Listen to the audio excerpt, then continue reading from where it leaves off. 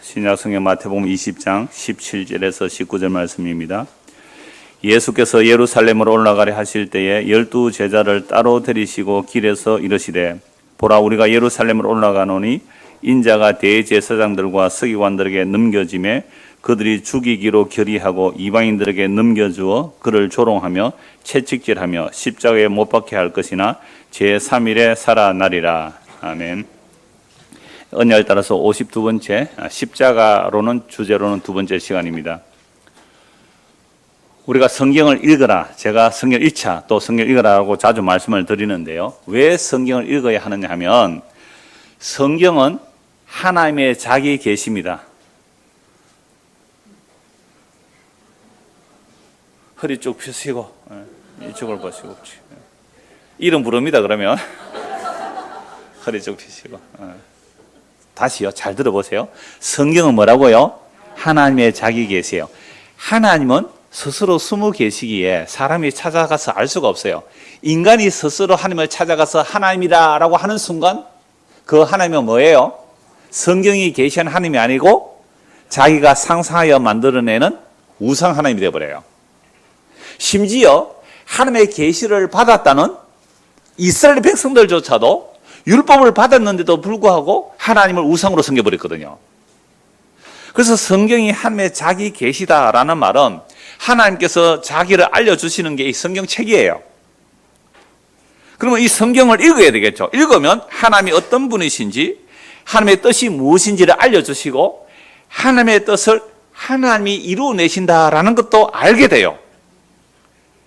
그래서 성경에서 사람에게 하신 모든 명령도요, 인간은 하나님의 명령을 하나도 지킬 수가 없어요. 하나도 지킬 수 없다는 것을 명령을 통해 보내주는 겁니다. 율법을 통해 보여줘요. 어떤 인간도 하나님의 율법을 지켜서 순종하여 영생에 이를 자가 한 명도 없다. 이게 구약의 율법을 받은 이스라엘 백성을 통하여 보여주신 거예요. 율법을 받아서 하나님을 잘 섬긴다고 한 그들이 한 짓이 뭐예요? 율법을 정말로 잘 지켜서 하나님의 뜻대로 산다고 한 그들, 율법의 의로는 흠이 없다고 할 만큼 완벽하게 율법을 지켰다고 하는 그들이 한 짓이 뭐예요? 진짜 하나님 죽여버렸어요. 천지를 창조하신 그 영원하신 말씀이 사람이 되오신 예수를 죽여버릴 거예요. 그러니까 성경에 뭘 하라 하지 말라를 우리는 완벽하게 지켰다. 율법의 의로는 흠이 없다 한 사람들이 하나님을 죽여버렸다. 그럼 율법 왜 줬지요? 그럼 율법 왜 줬어요? 뭘 하라 하지 말라, 안식일 지켜라, 유월절 지켜라, 이 법 왜 줬어요? 농사를 지을 때 6년 동안 농사 짓고 7년 동안 안식년을 지켜라, hin절을 지켜라, 이렇게 했는데 쉬운 것은 지켰는데 어려운 것은 지켰어요? 안 지켰어요? 안 지켰어요. 그래서 하나님께서 자기 계시다라는 말은 하나님께서 어떤 명령을 하셨을 때에 하나님께서 그 명령을 이루어내신다 이 말씀이에요. 자, 제가 이렇게 말씀드리면 반발이 딱 일어나는 분들이 계세요. 어떤 반발입니까? 그러면 우리는 아무것도 안 해야 되겠네? 교회는 말라고 오지? 헌금 말라고 하지? 아무것도 안 해야 되겠네? 전도도 안 해야 되겠네? 예배도 안 해야 되겠네? 하나님 다 알아서 하신다면서요? 라는 반발이 나온다는 것 자체가 선악과 따면 죄인이라서 그렇잖아요. 이제 선악과 나오죠? 선악과 따면 죄인이라서 그래요. 지가 이미 신이 돼 있어서 신이. 내가 뭐든지 할 수 있다. 할 수 있다 하시니 이는 나의 능력 주 하나님 그러면서 얼마나 하면 된다 그래요. 그렇게 하면 된다 해가지고 교인 100명 모이는데 100억짜리 건물 지으면 한 사람이 1억만 내면 되는데 그렇게 안 해가지고 부도나면 누가 사가요? 옛날에는 다락방이 많이 사가더만 요새는 하나님의 교회가 많이 사가요. 그러니까 하면 된다, 할 수 있다라는 것이 아니고 성경의 율법에서 하라 하지 말라고 하신 말씀은 너희는 죽었다 깨도 못해 그걸 알게 하시는 거예요. 그래서 우리가 지난주 말씀드렸잖아요. 우리가 예수님을 따르려면 어떻게 해야 예수님을 따라가는 거예요? 자기를 부인하고 자기 십자가를 지고 예수님을 따라가야 되잖아요. 그랬더니 제자들이 저는 못합니다 그랬습니까? 예, 저는 따라갈게요 라고 했습니까? 따라갈게요 했단 말이에요. 너희들 못 따라올 걸 그러니까 뭐라고 하셨어요? 아닙니다. 저는요 오게도 같이 가고 죽는 자리도 같이 갈 겁니다. 이 다른 사람들 다 부인해도 나는 절대 부인 안 합니다. 내가 누굽니까? 베드로 아닙니까, 베드로? 그래서 다른 제자들도 베드로 니만 잘났나? 우리도 절대로 예수님을 부인 안 하겠습니다. 절대로 부인 안 하고 죽는 자리까지 주님을 따라가겠습니다. 큰 소리를 쳤어요. 그런데 예수님 뭐라고 말씀하셨어요? 야, 베드로, 너 큰 소리 쳐도 오늘 닭이 두 번 울기 전에 네가 3번 나를 부인하리라. 정말로 베드로는 예수를 3번 부인했어요. 근데 베드로가 3번 부인했으면, 여러분, 이 베드로가 3번 부인하는 것은 그냥 나 모릅니다 이런 거예요? 아니에요. 맹세하고 저주하면서 부인한 거예요. 그리고 유대인들 사이에서 율법에서 자기 저주의 맹세가 있어요. 자기 저주의 맹세. 그 다윗과 솔로몬이 그런 저주의 맹세를 하거든요. 내가 너를 살려둔다면 하나님이 나 위에 벌 위에 벌을 내리리라. 엄청난 자기 저주의 맹세거든요. 내가 이 일을 안 한다면 하나님이 나에게 벌 위에 벌을 내리리라. 이 정도로 3번이나 맹세하면서 예수를 모른다고 했어요. 야, 너 말소리 들어보니까 나사렛 사람인데 갈릴리 사람, 너 예수 제자 맞잖아. 나 예수 모른다. 만약에 내가 저 예수를 안다면 하나님이 나에게 뭘 하시려고? 벌 위에 벌을 내리도 마땅하다. 이 저주의 맹세를 했단 말이에요. 완벽한 부인이에요. 완벽한 부인. 그러니까 맞는데? 그 말고의 길 잘른 네 베드로 아니가? 내 맞는데? 너 봤는데 내가? 그 정도로 맹세하면요. 어때요? 아, 내가 잘못 봤나? 어두워서? 잘못 봤나? 그래서 풀려 나온 거예요. 도망 나온 거예요. 3번 부인하는 순간 예수님이 베드로를 마주봐요. 마주봐요. 베드로. 얼굴이, 예수님과 눈이 딱 마주쳐요. 그때 예수님의 눈길이 어떤 눈길이었을까요? 야, 이놈아, 내가 그랬지. 3번 부인한다 그랬잖아. 이런 눈길이었을까요? 너는 그럴 수밖에 없지, 알겠니? 라는 동정의 눈빛일까요? 파토스의 눈길, 동정의 눈길, 긍휼의 눈길이었어요. 베드로가 그 눈길을 잊을 수 있을까요? 비록 부인하고 도망갔지만 부활하신 주님께서 다시 찾아와서 3번이나 물으시잖아요. 그럼 베드로를 왜 찾아오셨을까요? 누가복음 22장 23절 이하에 보면, 33절 이하에 보면 너의 믿음이 떨어지지 않도록 내가 기도했다. 너는 나를 부인하지라 나는 너를 부인 안 하겠다. 이게 지난주 본 말씀이잖아요. 그리고 나서 예수님께서 성천하시고 성령을 부어주시죠. 성령이 임하게 되면 어떤 일이 일어난다 그러세요? 요한복음 21장 18절 이하에 보면 젊어서는 네가 띠를 띠고 내가 주님 위해 따라가겠습니다. 뭐 죽기까지 순종하겠습니다 했지만 못했잖아요. 이제는 늙어서는 네 팔을 다른 사람이 벌리고 다른 사람이 너를 띠를 띄워서 어떻게 한다고요? 네가 원하지 않는 것으로 이끌려 가리라. 자, 우리가 예수님을 따라간다는 것은 자기를 부인하고 자기 십자를 지고 따라가는 건데 이건 내가 할 수 있는 거예요? 주께서 하시는 거예요? 주께서 하시니까 우리를 예수님과 함께 묶어서 성령이 오시면 예수를 우리와 함께 똘똘 묶어버려요. 예수님께 묶인 자로서 성령에 이끌려 내가 원치 않는 길로 가는 거예요. 자, 그렇다면 오늘 저와 여러분들이 지금까지 살아오면서 우리가 원하는 길로 갔다면 어떤 사람이 되었을까요? 내가 어려서부터 내가 꿈꾸는 그 비전, 내 꿈, 내 이상, 그 삶의 목적, 목표, 그것이 나에게 다 이루어졌다면 우리는 어떤 사람이 되었을까요?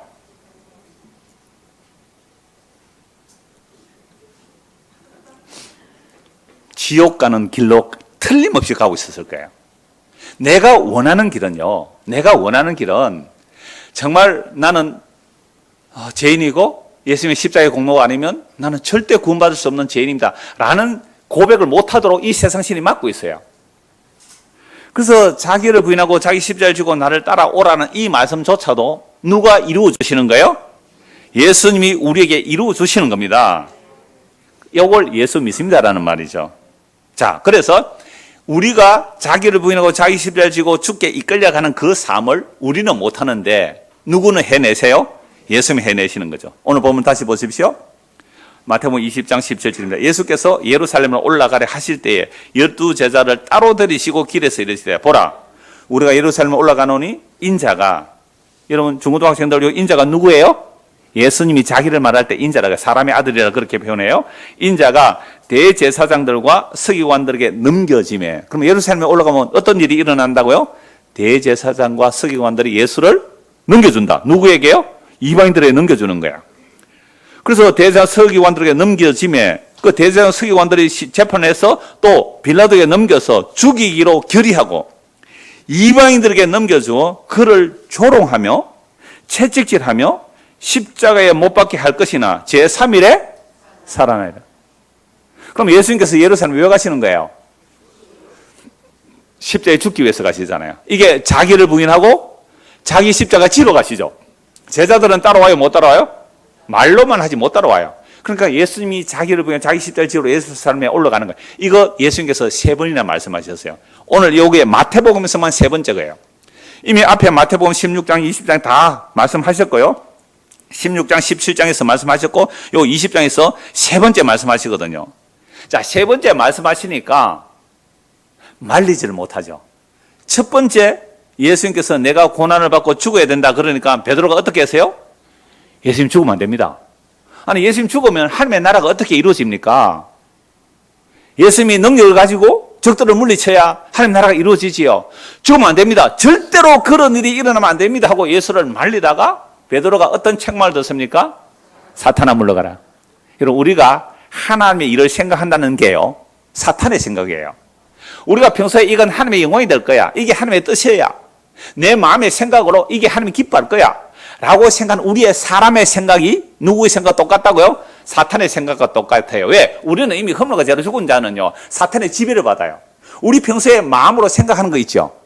내 마음으로 계획하는 거 있죠. 성경과 상관없이 하나님의 뜻과 상관없이 이게 하나님을 기쁘게 할 거야 하는 그게 사탄의 생각과 똑같아요. 그래서 예수님은 베드로 보고 사탄아 물러가라 그랬잖아요. 그런데 이제 3번째 이 말씀을 하니까 이제 예수님 십자가 지는 거 말릴 수는 없고 다른 반응이 나와요. 다른 반응. 20절 보세요. 그때에 보세요. 이 말씀을 하실 때에 그때에 세베대의 아들들의 어미가 그 아들들을 데리고 예수께 와서 절함의 못을 구하니 이 세베대의 아들의 어머니 야고보 요한입니다. 야고보의 요한의 어머니가 두 아들을 데리고 예수께 와서 앞에서 절하며 못을 구하니 이걸 청탁이라 그래요. 청탁이라 그래요. 예수께서 이르되 무엇을 원하느냐 이르되 나의 이 두 아들을 주의 나라에서 하나는 주의 우편에 하나는 주의 좌편에 앉게 해 주십시오. 지금 예수님께서 예루살렘에 올라간다니까 예루살렘에 올라가면 예수님이 뭐 될 줄 알아요? 왕이 될 줄 알죠. 왕이.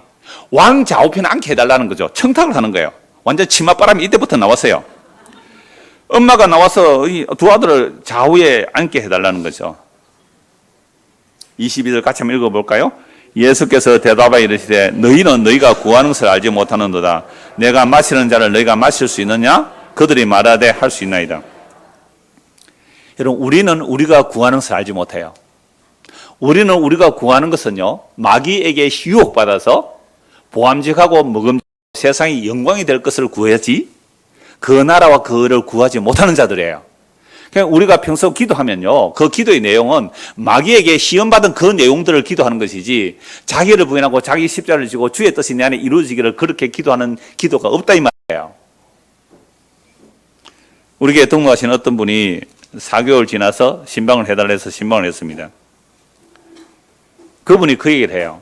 처음에 한 2개월 동안은 기뻤대요. 2개월 동안은. 근데 한 2개월 지나니까요 기도줄을 놓아버리대요. 기도줄을 놓았다. 그런 표현을 하죠. 이러면 기도 많이 해보신 사람은 기도줄 잡는다는 건 뭔 말인지 알죠? 이거 몇 사람이 안 나오네요. 기도줄 잡는다는 것은 기도 진짜 많이 하는 분들이 기도줄을 잡아야 된다. 이렇게. 그러면 2-3시간 기도하거든요. 근데 한 2달 지나니까 기도줄을 잡을 수가 없대요. 기도가 안 되더래요. 그러면서 너무너무 무력해지고 무기력해지더래요. 다른 사람은 1년 만에 겪을 거 이분은 넉 달 만에 지금 겪고 있는 중입니다. 그러면서 하는 고백이 이 고백이었어요. 제가 수요일 말씀드리고 금요일 나눴죠. 이 말씀을 하시는데 뭐라고 하냐면 목사님 제가 그동안 교회에서요 열심히 해가 뭐 근사직분도 받고 이렇게 했지만 내가 열심히 한 것은 0.0001%도 정말 주님을 사랑해서 한 게 아니고요. 내 낯 내려고 했습니다. 내 낯 내려고 했다. 내 얼굴 내려고 했지. 주님 사랑해서 한 거 아닙니다. 그러니까 지금 세베대의 두 아들, 야고보 요한의 엄마가 두 아들 데려와서 예수님 하나님 나라 이루어질 때에 내 아들 좌우편에 앉게 해 주십시오라는 요 간구가 무엇을 구한지 알지 못하는 거예요.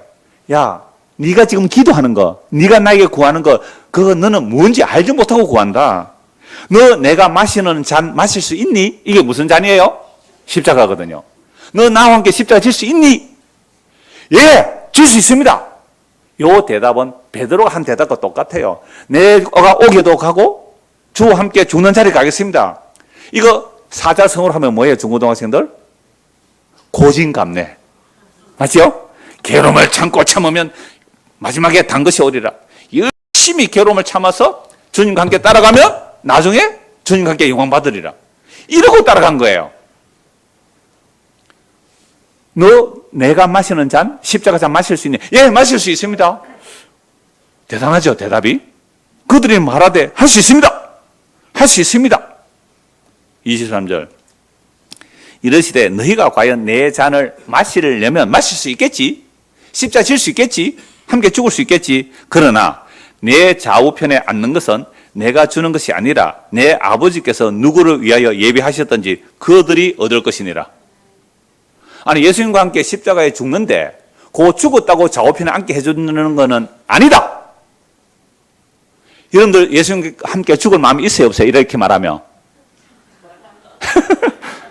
민주가 웃었어요. 민주가 아닙니다. 민수이 미안합니다. 이름 말하면 안 되는데 안 할게요. 우리 민수이는 행복하대요. 중학교 1학년인데 행복하다 그랬어요. 얼마나 감사한지 몰라요. 여러분 길 가는데요, 저보고 목사님 안녕하세요 밖에 인사하는 아이가 별로 없어요, 중고등학생들이.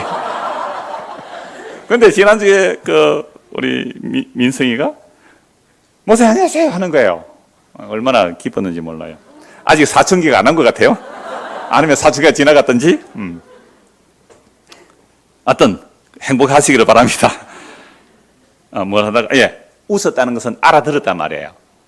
내가 열심히 자기를 부인하고 십자가를 지고 주님과 함께 죽으면 그래, 너 정말로 수고해서 네가 날 위해 죽은 대가로 너는 오른쪽에 앉고 너는 왼쪽에 앉아 라고 해준다면 십자가 지고 갈 마음이 있는데, 네가 그렇게 죽을지라도 내 좌우편에 앉는 것은 누가 예비해놨다고요? 하나님 예비. 그럼 누가 앉을지 모르잖아요.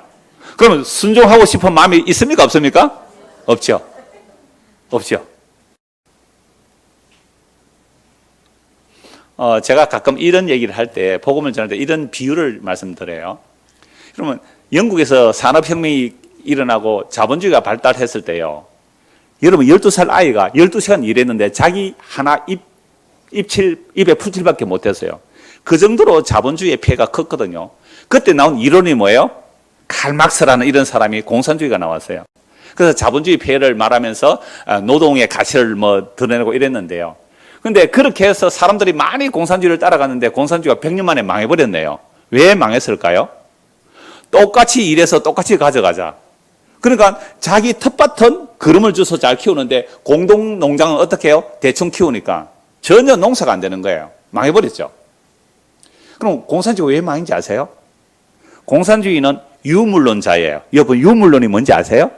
모든 우주 만물은 물질이라는 거죠. 그리고 인간도 물질이에요. 그럼 인간의 정신도 물질이에요. 인간의 영이라는 그런 거 다 물질로 해석하는 거죠. 그러니까 인간의 탐심을 완전히 제도로 만들면 인간의 탐심은 인정 안 하니까, 보이지 않는 것은 인정 안 하니까, 유물론자니까 공산주의 법으로 만들 줄 알고 우리는 똑같이 잘 먹고 잘 살자 했는데 망해버렸잖아요. 그런데 자본주의가 살아남은 것은 자본주의가 똑똑해서 잘나서 살아남은 게 아니라 인간의 탐심을 인정했기 때문에 살아남은 거예요. 둘 다 사실은 망할, 하나님의 나라에서는 전혀 다른 제도인데요. 그러면 지금 예수께서 이 말씀 하는 뜻이 뭐냐고 하면, 우리 인간이 가지고 있는 사고방식, 내가 이만큼 투자했으니 이만큼 받아야 돼, 내가 예수님에서 십자가 졌으니 차지해야 돼 라는 이 생각을 무너뜨려 버려요.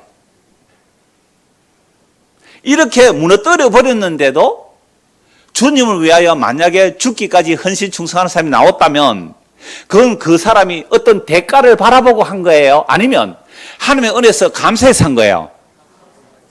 다시 말씀을 드릴까요? 여러분 세상 원리는 일을 12시간을 일하면 12시간 일했으면 12시간 일당을 주는 게 맞죠. 1시간 일하면요? 1시간 일당을 줘야 되잖아요. 그런데 하나님 나라는요, 1시간 일했거나 12시간 일했거나 같이 일당을 줘버려요. 누가 신경질 납니까? 12시간 일하는 사람이 신경질 나요. 그러면 그 다음날 자기는 열심히 일을 하려고 할까요? 안 하려고 할까요? 요 생각 자체가 이 세상의 사고방식이에요. 이게 선악과 따먹고 나서 인과율 속에 사로잡힌 우리의 생각들이에요. 그래서 경제 용어가 공짜 점심은 없다는 게 경제 용어입니다. 공짜 점심은 없다. 그러니까 세상은 지옥 같잖아요. 은혜가 없는 세상이에요. 그래서 이스라엘 나라는 여러분 레위기 읽었잖아요. 레위기 25장 읽었잖아요. 토지 제도 자체가 극빈자가 나올 수 없는 제도거든요. 그러함에도 불구하고 이스라엘이 망해버린 이유는 하나님의 말씀을 순종하지 않았던 거예요. 껍데기는 순종한다고 그랬는데 속은 아니었어요. 자기 탐심을 따라 살았어요. 그러니까 예수님께서 이 말씀을 하니까요. 그렇구나 라고 하는 게 아니고 24절 보세요. 열 제자가 듣고 그 두 형제에 대하여 어떻게요? 분이 여기면 야 야고보 요한 네가 잘났나 내가 잘났나? 네가 더 예수님을 열심히 섬겼느냐 내가 더 열심히 섬겼느냐? 10명이 다 화가 나는 거야. 나도 우리 엄마 불러올까? 나도 우리 엄마 불러서 좀 와이로 안 좋은 말이니까 우리 엄마 불러와서 좀 이렇게 좀 예수님 좋아하는 것 좀 대접하고 높은 자리 차지하게 할까? 라는 마음이 일어서 분노가 일어난 거예요. 분노가. 지금 예수님께서는 어디로 가세요? 예루살렘에 뭐하러 가세요? 고난받고 십자가 짓고 자기를 보내고 자기 십자가 지고 죽으러 가는데 이 예수님의 제자들 3년이나 따라다녔던 3년 동안 합숙훈련했던 이 예수님의 제자들은요. 예수님이 십자가 지러 가는데 자기는 뭐하러 가요? 높아지려고 따라가죠. 높아지려고. 여러분 교회에 왜 나왔어요? 오늘 교회에 왜 나왔어요? 예수 믿고 세상에서 복 받으려고요? 아니면 다른 사람들을 놀러 가는 이 좋은 시절에 오늘 날도 좋대요.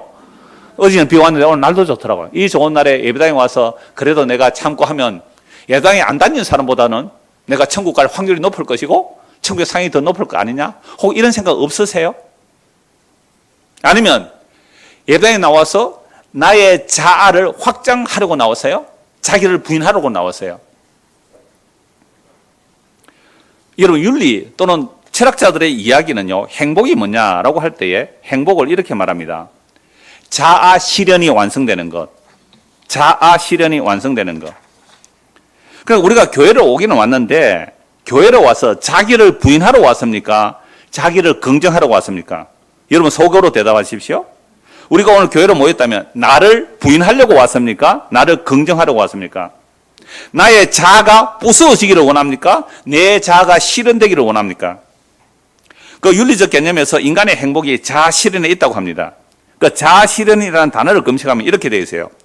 자아의 가능성을 완전히 실현하는 일을 도덕의 궁극 목적인 최고 선호로 삼는 완전설의 주장. 그래서 행복은 어디에 있느냐? 자아 실현에 있다. 그러니까 여러분의 꿈을 가지고 그 꿈을 이루어지면 뭐예요? 행복하다. 그게 자아 실현이다. 근데 제가 종종 말씀드렸잖아요. 자아 실현으로 예수를 죽였다고요. 자아, 스스로 자자, 나아자. 그 아자가 손에 창을 들고 있다고요. 한문을 풀어보면 손수변의 창과자예요. 손에 창을 들고 나의 자아를 실현하는 거죠. 내 자아를 실현하는데 아버지가 운수예요. 어떻게 해요? 내 자아 실현하는데 아버지가 돈이 많은데 아버지가 돈을 안 줘. 엄마가 돈을 안 줘. 어떻게 해요? 아버지를 죽이고 밀가루 뿌려서 자기 범죄를 은닉해요.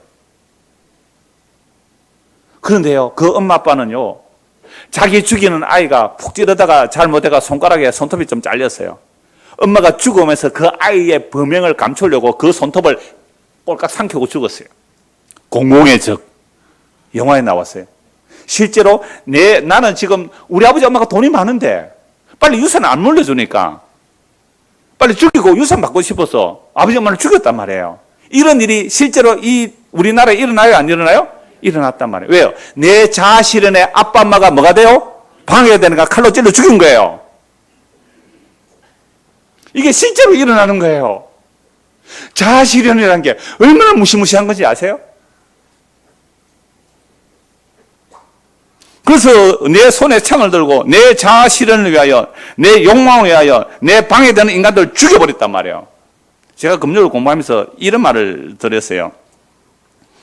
인간은 자신을 위하여 모든 인류를 적으로 돌릴 수 있다. 인간은 자신을 위하여, 자아를 위하여 모든 인류를 적으로 돌릴 수 있다. 이런 자아는 결국 예수를 죽이는 일로 드러났다. 여러분, 가끔씩 내 뜻대로 안 될 때 여러분 어떤 마음이 들어요? 세상 몽땅 망했으면 좋겠다. 나는 살리고. 우리 자아의 욕망이라는 게 이런 거예요. 엄마 아빠도 나에게 방해되면 죽이는 세상이에요. 내 자신을 위해서 모든 인류를 죽일 수 있는 게 인간이에요. 타락한 인간이에요. 그래서 진짜 모든 인류의 모든 것이 되시는 예수 그리스도를 내 자신의 방해가 된다고 창으로 찔러 죽여버린 것. 이게 십자가입니다. 다시 보면 24절 보세요.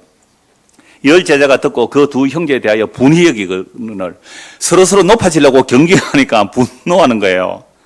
그래서 제가 교회에서 일체의 경쟁을 없애버리라 그랬잖아요. 예수께서 제자들을 불러다가 이러시되 이방인의 집권자들이 그들을 임의로 주관하고 그 고관들이 그들에게 권세를 부린 줄을 너희가 알거니와. 여러분, 이방인들의 집권자들은요, 그들의 권력을 잡아서 뭐 한다고요? 임의로 주관하고 그 고관들이 그들에게 권세를 부리죠. 이게 오늘 대한민국의 현실도 그런 거 아닙니까? 뭐 권세 잡으면 백성 섬긴다, 백성 섬긴다. 잘 섬기는 게 이런 거예요? 그러니까 너희가 알거니와 너희 중에는 그렇지 않아야 하나니 너희 중에 누구든지 크고자 하는 자는 너희를 섬기는 자가 되고 너희 중에 누구든지 어떤이 되고자 하는 자는 너희의 종이 되어야 하리라. 여러분, 예수를 믿는다는 것은 높아지기 위함이 아니라 낮아짐이며 섬김이라는 거죠. 그런데 이 일을 인간들이 해요, 못해요? 못하죠. 그래서 예수님이 이렇게 말씀하는 겁니다. 28절 같이 읽읍시다.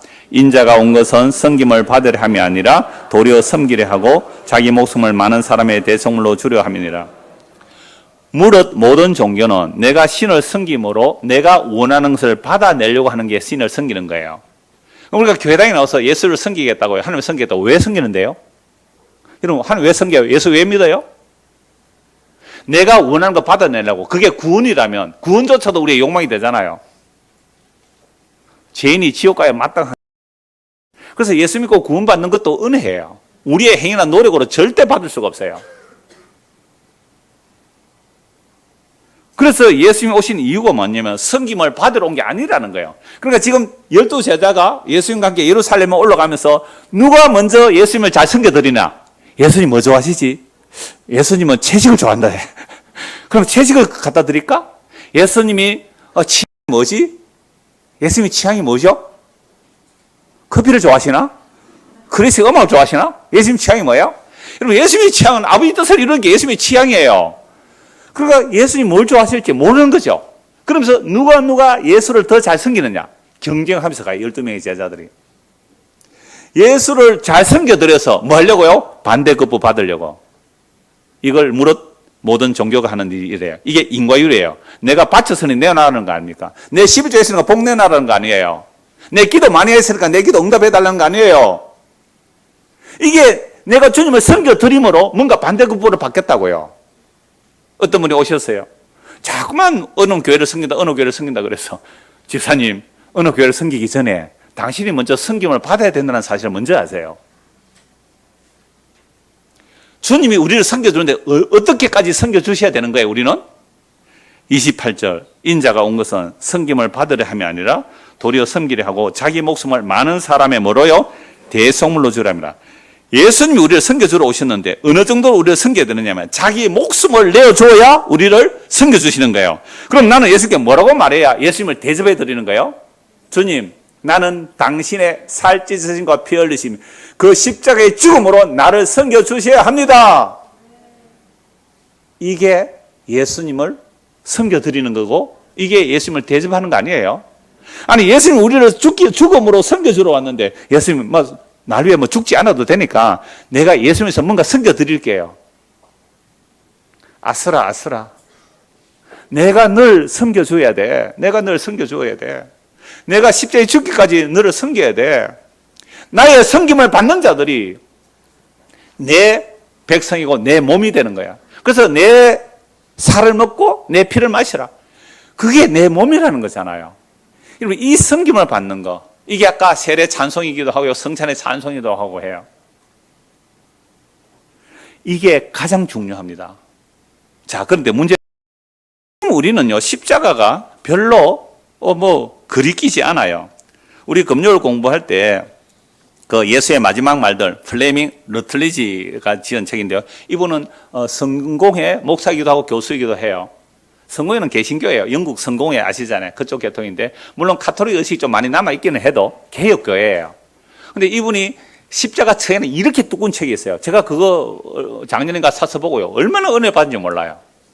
십자가 처형될 때 그 십자가 뭔지를 설명하는 건데, 우리 금요일 나누는 책은요, 12,000원짜리 단체로 사서 11,000원입니다만은, 아주 얇은 책인데요. 거기에서 지난 금요일 날 나눴던 거 좀 제가 읽어 드릴게요. 예수님 당시의 십자가 처형은 오늘날 우리가 생각하는 것과 전혀 다릅니다. 신약 시대의 십자가 처형은 우리가 직접 목격한 것이 아니기에 그 끔찍한 고통을 헤아리지 못합니다. 당시 모든 유대인과 이방인은 십자가에 못 박힌 이를 천시하고 경멸하였습니다. 십자가는 그 모두에게 보내는 명백한 신호가 같습니다. 어떤 신호입니까? 당신들 눈앞에 있는 이 사람은 살만한 가치가 없다. 이 사람은 인간이 아니다. 라는 신호입니다. 로마인들의 표현을 빌리자면 저주받아 죽어야 마땅한 짐승이었습니다. 십자가에 못 박힌 사람은 사람 취급 안 해요. 짐승 취급받았단 말이에요. 이게 시편 22편 16절에 말씀 나오죠. 나는 벌레요. 6절에 나는 벌레요 사람이 아니라, 그 모습으로 사람이 아닌 저주받아 죽어 마땅한 짐승 취급이었어요. 근데 이걸 번역하는 사람이 본인인지 갈로했고 이렇게 말했어요. 오늘날은 짐승을 만약에 십자가 처형으로 죽인다면 처벌받는 시대 아닙니까? 동물 학대죄가 있잖아요. 그런데 2000년 전에 하나님의 아들이 십자가에서 죽는 죽음입니다. 그러므로 본래 십자가형에는 어떤 종교적인 의미도, 어떠한 희망도, 어떠한 영감을 주는 요소도 없었습니다. 오히려 십자가형은 사람들이 음란한이라는 말의 본래 의미, 오스버트 영어사전에 따르면 역겹고, 자, 십자가가 2000년 어떻다고요? 역겹고. 종교의 상징 아닙니다. 예배당국교에 십자가 높이 다는 거 아니에요. 목걸이 반지하고 다니는 액세서리가 아닙니다. 역겹고, 혐오스럽고, 더럽고, 악취가 나며 구역질 나는 감정을 느끼게 하려는 의도로 만들어진 게 십자가입니다. 이러는 와중에 로마 제국 전역에서 십자가형이 빈번하게 이루어지고 있던 때에 그리스도인들은 십자가에 못 박힌 타락한 범죄자, 저주받은 짐승만도 못한 자가 하나님의 아들이자 세상의 구세주라고 선언하였습니다. 이 사실이 가장 중요합니다. 어떠한 기준으로도, 종교라는 기준으로 볼 때는 더더욱 이는 상상할 수 없는 일이었습니다. 십자가에 못 박힌 나사렛 예수가 우리의 구세주라는 선언은 기독교 신앙의 가장 중요한 주장입니다. 이는 인간의 종교적 상상력으로는 만들어낼 수 없는 주장입니다. 대다수 사람이 받아들이는 영적 관념들로는 십자가에 못 박힌 메시아라는 낯선 관념에 이를 수가 없습니다. 여러분 주보 그림 한번 보십시오. 안토넬로 다 메시나의 십자가 처형. 언제 이걸 그렸어요? 1475년.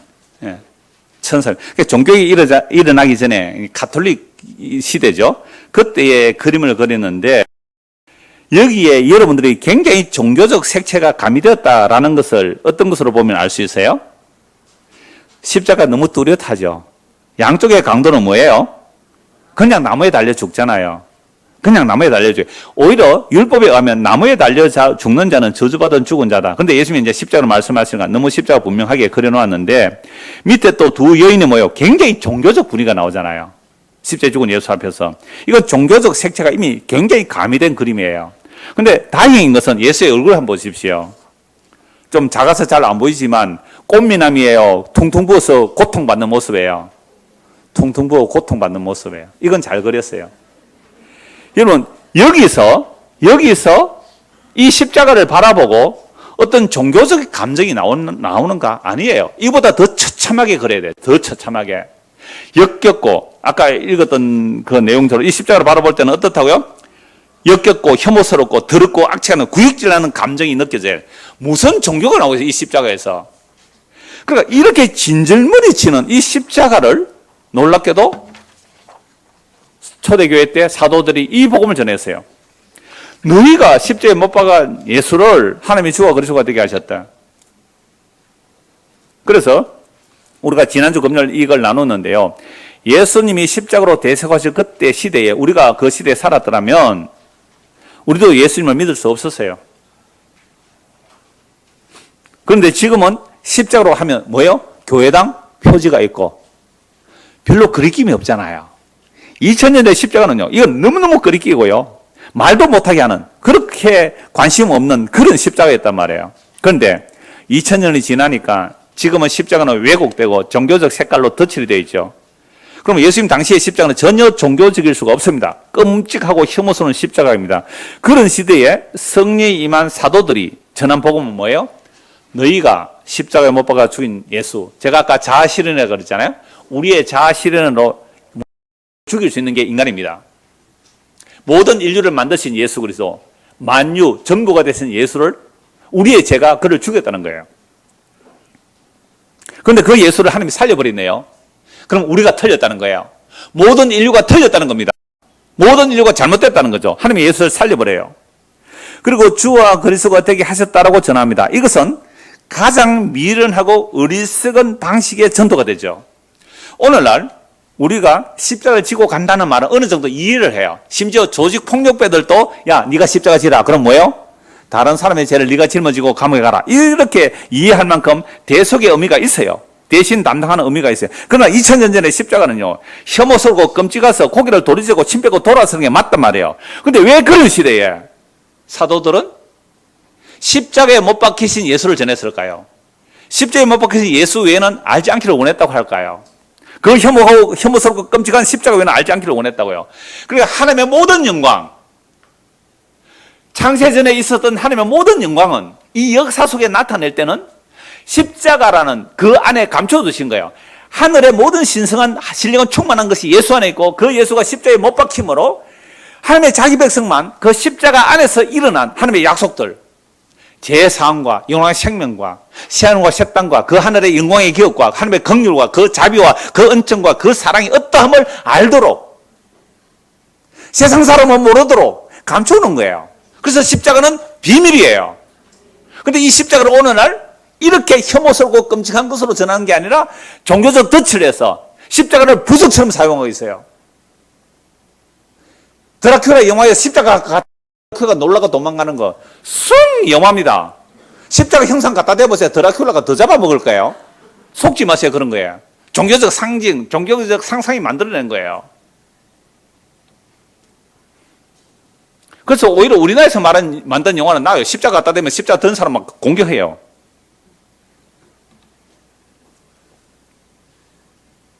그래서 예수님께서 나를 따라오려거든 자기를 부인하고 자기 십자가를 지고 나를 따르라 하셨을 때 아무도 따라가는 자가 없죠. 그러므로 예수님이 홀로 십자가를 지고 죽으시고 부활하시고 성천하십니다. 홀로. 자, 그런데 놀라운 말씀이 있죠.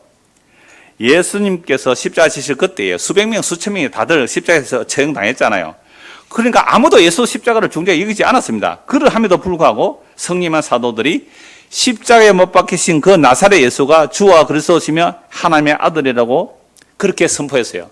여러분 2000년 전에 누가 믿겠어요? 그런데도 믿는 자들이 나왔단 말이에요. 3,000명, 5,000명이 믿는 자들이 나왔어요. 그래서 그 복음이 2000년 지난 오늘까지 전해졌는데, 문제는 그 십자가가 얼마나 많이 왜곡되어 있는지, 그 십자가를 얼마나 부적으로 여겼는지, 그 십자가 앞에 절을 하고 있단 말이에요. 성당에 가보세요. 십자가 형상 만들어 놓고 절하지 않는가? 그럼 도대체 십자가가 무엇을 우리에게 전하는 겁니까? 예수님이 홀로 십자가 지시고 부활하시고 하늘에 오르신 것이 아니고요, 하나님의 자기 백성을 다 안고 함께 죽고 함께 살아나고 함께 하늘에 올리셨다는 거예요. 얼마나 놀라운 건지 에베소서 한번 보십시다. 십자가가 우리가 겉으로 볼 때는 예수님 홀로 십자가 못 박혀 죽고 살아나시고 부활하셨는데 홀로가 아니에요. 우리 어제 중고등부 학생들 에베소서에서 성령님을 믿습니다 내용을 살펴봤는데요. 다음에 한 번 더 에베소서 할 거예요. 자, 바울 사도가 그 사도들에게 편지 보내면서 기도하는 내용이 있어요. 그 기도하는 내용만 먼저 잠시 한번 읽을게요. 1장 15절입니다. 이로 말미암아 주 예수 안에서 너희 믿음과 모든 성도를 향한 사랑을 나도 듣고 내가 기도할 때 기억하며 너희로 말미암아 감사하기를 그치지 아니하고 우리 주 예수 그리스도의 하나님 영광의 아버지께서 지혜와 계시의 영을 너희에게 주사 하나님을 알게 하시고 너희 마음의 눈을 밝히사 그의 부르심의 소망이 무엇이며 성도 안에서 그 기업의 영광의 풍성함이 무엇이며 그의 힘의 위력으로 역사심을 따라 믿는 우리에게 베푸신 능력의 지극히 크심이 어떠한 것을 너희로 알게 하시려고 구하노라. 바울 사도의 기도는 이거예요. 우리가 하나님께서 우리에게 지혜와 계시의 영을 주셔서 우리를 왜 불러내셨느냐 말이에요. 왜 세상에서 우리를 불러서 소망을 뭘 주셨느냐? 썩을 소망입니까? 썩지 않을 소망입니까? 보이는 소망입니까? 보이지 않는 소망입니까? 대답이 약할 것은 알았습니다만 이만큼 약할 줄은 몰랐습니다만, 자, 우리를 부르는 소망은요, 우리의 비전, 자아실현이 아니에요. 우리의 소망은 보이지 않는 소망이에요. 그러면 성도에서 기업의 영광의 풍성함이 이 땅의 것이에요? 하늘의 것이에요? 그 기업의 영광은 하늘의 것이란 말이죠. 그리고 하나님의 강력한 힘으로 우리에게 베푸신 능력이 지극히 크시면 어떤 것일까요? 내가 너무너무 가난했는데 예수 믿고 나서 막 부자가 거부가 됐다. 이게 하나님의 강력한 역사일까요? 그건 마귀가 준다고 했습니다. 마귀가. 예수님 유혹할 때 너 나에게 엎드려 경배하면 이 세상 영광 주마. 그러면 하나님의 강력한 일하심이 뭐냐는 거예요. 20절입니다. 그의 능력, 하나님의 강력한 능력이 그리스도 안에서 역사하신 거예요. 하나님의 강력한 능력은 예수 안에서 일하신 거예요. 예수 안에서 일하신 하나님의 강력한 능력은 죽은 자들 가운데서 다시 살리시고 하늘에서 자기 오른편에 앉히셔서요. 여러분, 하나님의 강력한 능력을 구한다면 예수의 죽음과 부활과 성천입니다. 이게 하나님의 강력한 능력이에요. 그리고 그 예수가 이제 온 우주 만물을 다스리고 계세요. 하나님 보좌 우편에 앉으셔서 21절 모든 통치와 근세와 능력과 주권과 이 세상뿐 아니라 오는 세상에 일컫는 모든 이름 위에 뛰어나게 하시고 또 만물을 그의 발 아래 복종하게 하시고 그를 만물 위에 교회의 머리로 삼으셨느니라. 교회는 그의 몸이니 만물 안에서 만물을 충만하게 하시는 이의 충만함이라. 예수가 우리의 머리가 되는 거죠. 그럼 우리가 예수를 믿는다는 것은 예수로 충만해지는 거죠. 예수로 충만해지면 그것이 만물을 충만케 하시는 하나님의 충만이 예수 안에 있는 거고, 이 예수가 역사 속에서는 어디로 계시하는 거예요? 십자가라는, 아무도 그들도 보지도 않는 역겹고 혐오스럽고 악취스럽고 추억스럽고 수치스러운 그 십자가 안에서 하나님께서 다 이루셨다는, 이걸 누가 믿고 따라갈까요? 이걸 누가 믿고 따라갈까요? 아무도 못 따라가요. 그래서 제자들 다 도망가 버려요. 2장 1절입니다. 그는 허물과 죄로 죽었던 너희를 살리셨도다. 그때 너희는 보세요. 예수를 믿기 전에 이 세상에서 우리가 어떻게 살았는가? 이 세상 풍조를 따르고 이 세상의 복이라는 것을 복으로 알고 살았어요. 이 세상의 저주라는 것이 저주인 줄 알고 살았어요. 근데 성경 전혀 반대예요. 이 세상의 복이 저주이고 이 세상의 저주가 복이라고요. 완전히 바꿔진 세상이죠. 그래서 공중에 거센 잡은 자를 따라서니 곧 지금 불순종의 아들들 가운데 역사는 여기라. 지금도 예수 안 믿는 자들은 사탄이 지배하고 있어요. 전에는 우리도 다 그 가운데서 우리 육체의 욕심을 따라 지내며 육체와 마음이 원하는 것을 하여 다른 이들과 같이 본질상 진노의 자녀였더니, 우리는 태어나면서부터 어떻다고요? 중고등학생들?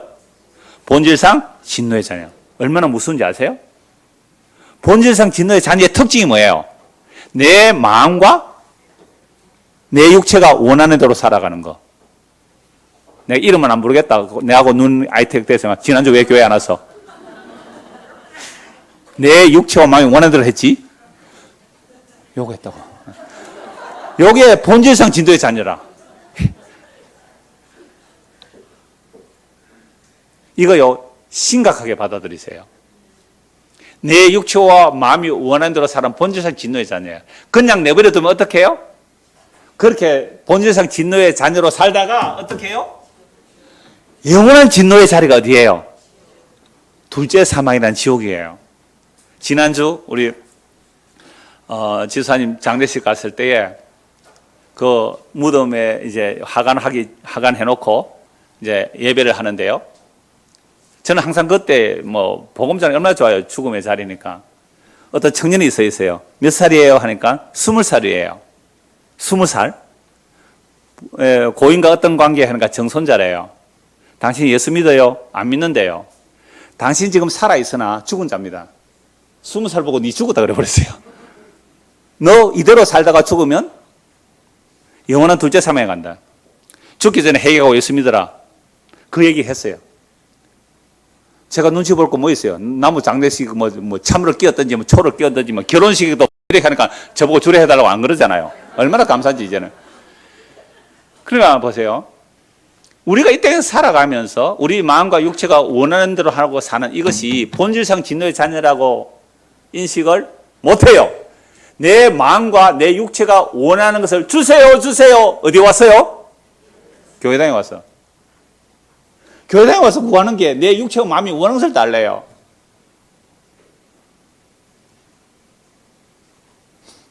그걸 복이라고요? 내 육체와 마음이 원하는 거? 마귀가 준다 했는데요. 그래서 주님께서 우리에게 뭘 주시는가? 4절입니다.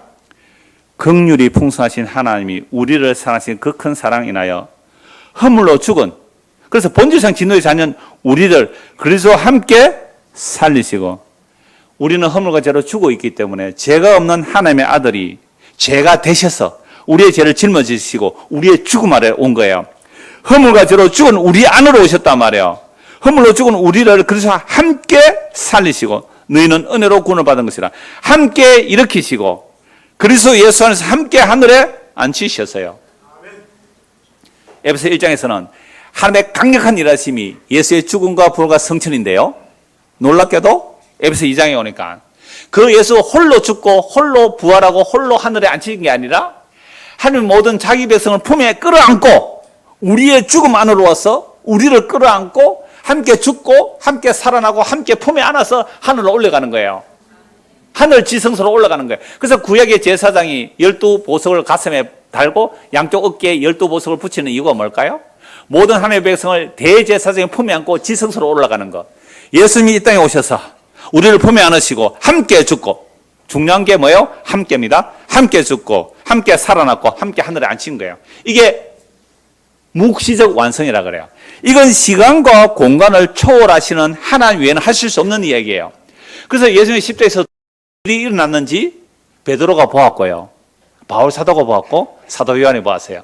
그렇게 보니까 예수님이 십자에서 다 이뤘다고 하는 그 순간 아담으로부터 예수의 십자가 때까지 하나님의 약속을 믿고 죽은 자들, 그들은 물론 그림자를 믿고 죽었어요. 아, 성전은 앞으로 예수님께서 우리의 성전이 되시구나, 제사는 예수님이 우리 대신 피를 흘리구나, 유월절 어린 양, 오늘 오전에 했죠, 전공도 학생들. 유월절 어린 양은 바로 예수님이 우리 위해서 피 흘리구나, 이 약속을 믿은 자들은 십자에서 예수의 피를 뿌려 그들의 생명들을 하늘에 앉혀버린 거예요, 동시에. 자, 신약에는요, 예수님 십자가부터 재림할 때까지 이 복음을 듣고, 이 미련하고 어리석은 십자가의 복음을 듣고 믿는 자들은 그 순간 하늘에 앉히는 거예요. 역사 속에서는 지금 예수를 믿으면 지금 우리가 예수님께 죽었고 함께 살아나고 함께 하늘에 앉히지만 묵시적으로 이제 완료된 거예요. 그래서 오늘 저와 여러분들이 정말 자기 죄를 알고 회개하고 예수를 믿게 됐다면 언제 이루어진 일이 오늘 일어나는 거예요? 그렇죠.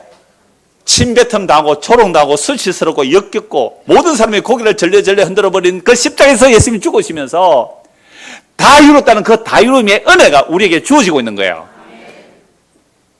이게요, 진짜로 믿어지면 어떤 일이 일어나는지 잠시 예를 하나 들어드릴게요.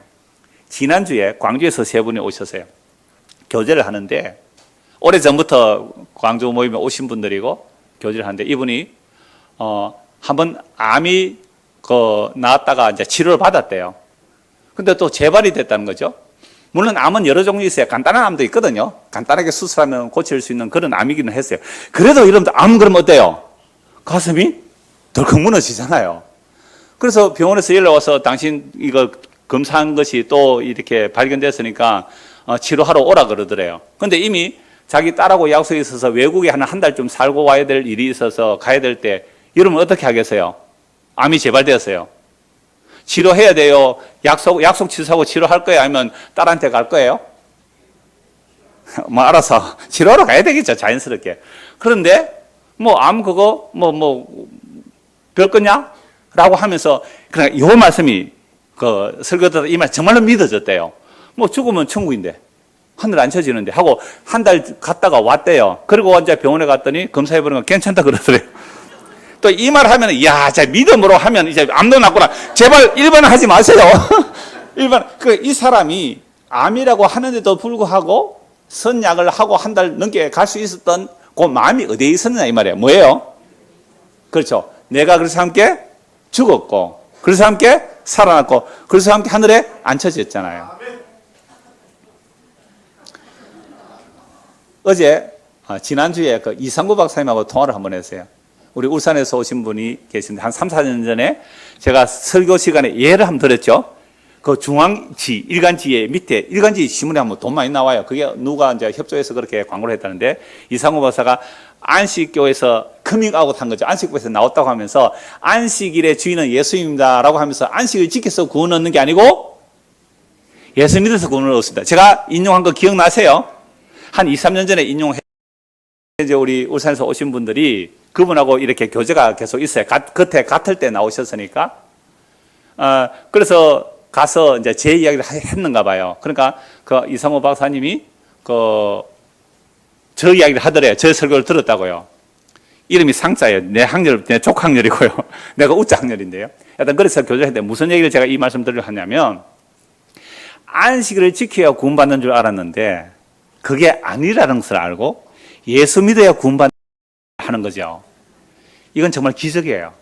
오늘 저와 여러분들이 제가 이 예수 그리스도를 증거할 때에 정말 십자가에서 다 이루었다는 그 내용이 얼마나 엄청난 능인지 이렇게 나오는 거잖아요. 자, 그러면 우리가 날짜 지키거나 율법 지켜서 무엇을 해서 구원 얻는 게 아니라 이미 허물과 죄로 죽은 우리를 살리기 위해서 하나님이 하신 일이 뭐예요? 하나님이 사람이 되셔서 우리 죽음 안으로, 우리 죄 안으로, 죄가 없는 분이 죄가 되셔서 우리를 대신 짊어지고 여기서 함께 죽고 어떻게 해요? 함께 살아나고 함께 하늘에 앉혀진 거죠. 자, 왜 이렇게 했을까요? 왜 이렇게 했을까요? 7절 보십시오. 이는 그리스도 예수 안에서 우리에게 자비하심으로써 그 은혜의 지극히 풍성함을 오는 여러 세대에 나타내려 하심이라. 그럼 이렇게 하신 이유는요, 제가 여러분들에게 설교할 때 똑바로 안 해? 그래서 천국 가게에서 이렇게 말한다면 저는요, 이단 교주가 되는 거예요. 그러나 저희가 여러분들에게 전할 수 있는 말씀은 이거예요. 예수 예수 안에서 우리에게 자비하심으로 그 은혜의 지극히 풍성함, 뭐예요? 설교 다시 처음부터. 그래서 예수 안에서 우리에게 자비하심으로 그 은혜의 지극히 풍성함이 어디서 나타나세요? 십자가에서 나타나세요. 그래서 앞으로 계속 십자가에 대해서 더 말씀을 보겠습니다만은 하나님의 사랑의 확증이 뭐예요? 십자가잖아요. 우리가 죄인되어 있을 때에 예수 그리스도께서 십자가에 죽으심으로 하나님의 자기 사랑 확증하셨어요. 그러니까 예수 그리스도 안에 있는 하나님의 자비하심과 그 은혜의 지극히 풍성함이 십자가라는 거죠. 그 십자가의 은혜를 오는 여러 세대에 나타내는 거죠. 그래서 2000년 전에 그 십자가의 은혜가 지금도 선포되는 거잖아요. 그렇다면 이 십자가의 복음을 듣고 우리가 믿었어요. 8절 같이 읽읍시다. 너희는 그 은혜에 의하여 믿음으로 말미암아 구원을 받았으니 이것은 너희에게서 난 것이 아니요 하나님의 선물이라. 우리의 자율 의지로 믿은 게 아니고 하나님의 은혜의 선물로 예수를 믿게 되었죠. 그러므로 행위에서 난 것이 아니라 누구든지 뭐예요? 자랑 못해요. 나는 믿음 좋은데 너는 왜 그렇게 믿음이 없니라고 책망을 못해요. 네 믿음은 만약 내 믿음이 나에게서 나왔다면 자랑할 수 있지만 내 믿음은 나에게서 난 것이 아니에요. 은혜의 선물이에요. 행위에서 난 것이 아니라 이는 누구든지 자랑하지 못하게 합니다. 10절 같이 읽읍시다. 우리는 그가 만드신 바라 그리스도 예수 안에서 선한 일을 위하여 지으심을 받은 자니 이 일은 하나님이 전에 예비하사 우리로 그 가운데서 행하게 하려 하십니다. 자, 이 선한 일을 가지고 예수 믿고 나서 이제 착하게 살아야 된다라고 말을 하는데요. 물론 착하게 살아야 하는 것은 예수 믿기 전에도 착하게 살아야 됩니다. 맞죠? 아니에요? 세상에 악하게 살아야 돼요? 착하게 살아야 돼요? 믿기 전에도 착하게 살아야 돼요, 세상은. 그러나 여기서 선한 일은 뭘까요? 선한 분은 하나님이에요. 하나님 한 분만 선하요. 하나님이 행하신 일이 선한 일이에요. 그 선한 일이 뭐예요? 십자가예요. 그러면 십자가의 그 복음을 듣고 믿고 이것을 받아 누리는 거 선한 거예요. 이걸 자랑하는 게 뭐예요? 선한 거예요. 그래서 선한 일을 위해서 지음을 받았다. 이건 바로 하나님의 지극히 크신 그 사랑이 십자가로 나타났습니다. 그의 죽음과 부활과 성천은 하나님의 강력한 역사인데 허물과 죄로 죽은 우리를 끌어안으시고 우리 죽음 안으로 오셔서 우리와 함께 죽으시고 우리와 함께 살아나시고 우리와 함께 하늘에 앉히신 그 놀라운 일들을 믿고 누리고 자랑하고 증거하며 사는 것, 이걸 뭐라 그래요? 선한 일입니다. 이 은혜가 우리 모두에게 임하기를 소원합니다. 기도하겠습니다. 하나님 아버지 은혜를 감사합니다. 우리는 그 처참한 십자가, 우리가 2000년 전에 태어났다면 우리도 똑같이 침 뱉고 돌아섰을 십자가입니다. 그런데 그 안에서 하나님의 놀라운 능력이 나타나고 그의 죽음과 부활과 성천은 홀로가 아니라 허물과 죄로 죽은 우리를 품에 안으시고 함께 죽고 함께 살아나고 함께 하늘에 앉혀졌다는 이 놀라운 십자가의 다 이루심의 능력이 우리 안에 성령의 역사로 믿어지게 하시고 이 믿음으로 남은 세월을 살아가는 성도가 되도록 은혜를 베풀어 주시옵소서. 예수 그리스도를 받들어 기도드리옵나이다. 아멘.